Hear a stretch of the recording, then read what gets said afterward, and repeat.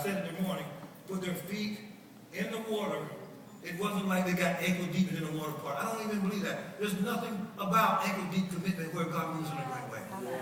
It was those guys getting down in that water. They were walking with that thing, that ark. And look, that thing, all right, Lord, it's time. Here's the water coming up. Oh, God, it's time now. God, it's time now. And then, what? When you're willing to give your whole life, that's when God moves. Now, please, in the Bible it says, and Peter out the boat and walked on the water. He began to sink. Now, how many of you have ever stepped off of the edge of a 10-foot swimming pool and then begin to sink slow?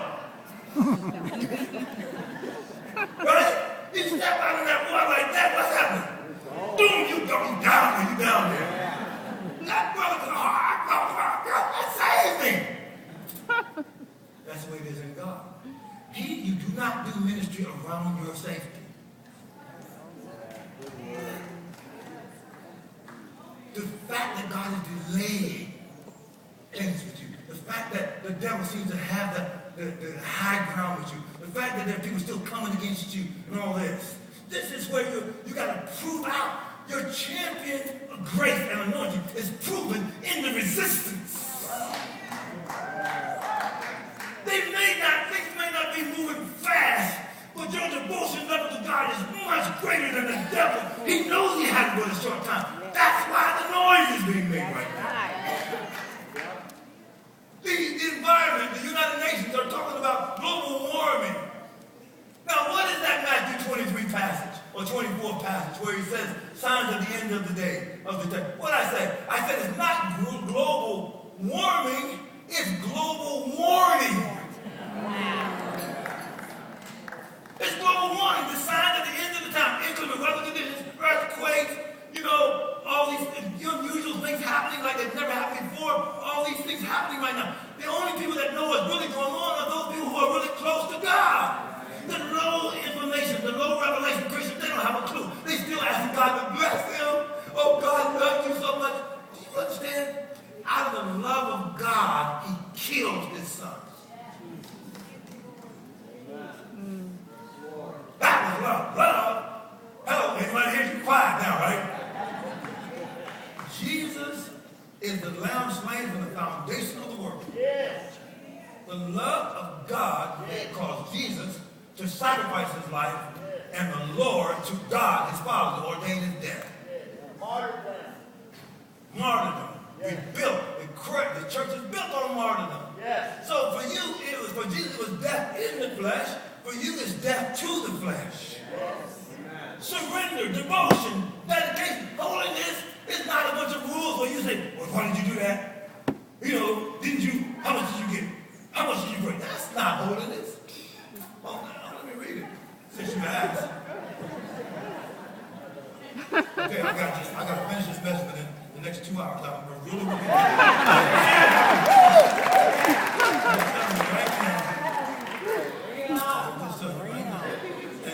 And I was reading this to the first service. It's Romans 6, but I'm not waiting for you.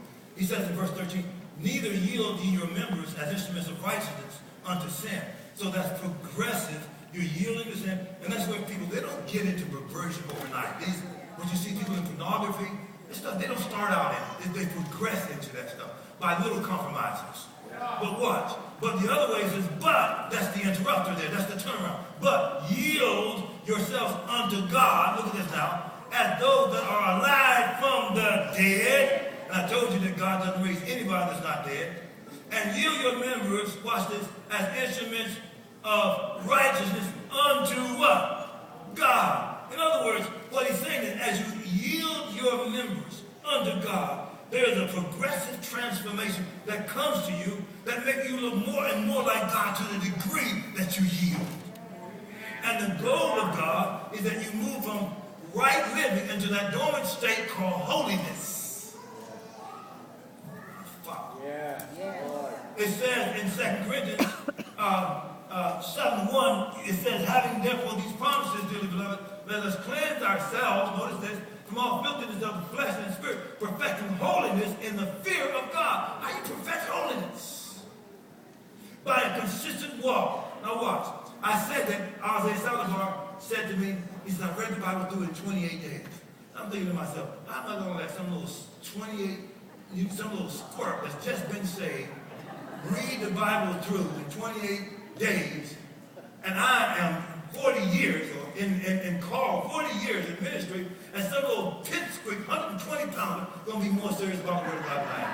And there's no way that's going to happen. You understand what I'm saying here?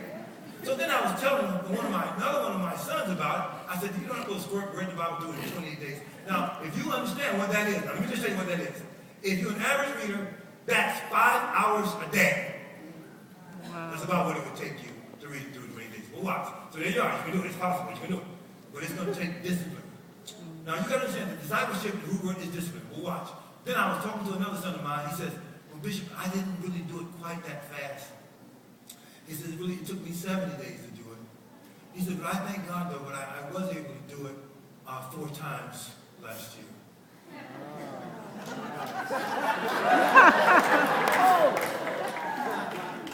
He read it through. See, you say you're a lover of God, but are you talking about emotionalism?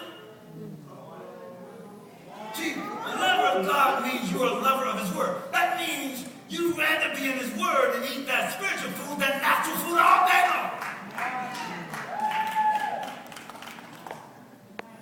When I start talking to average Christian I know, they living off of what somebody else is feeding them.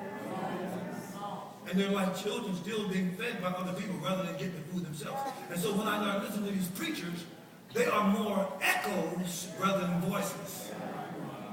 They have read everybody else's written materials, and they know everything that everybody else is preaching, because guess what? They're not getting a direct word.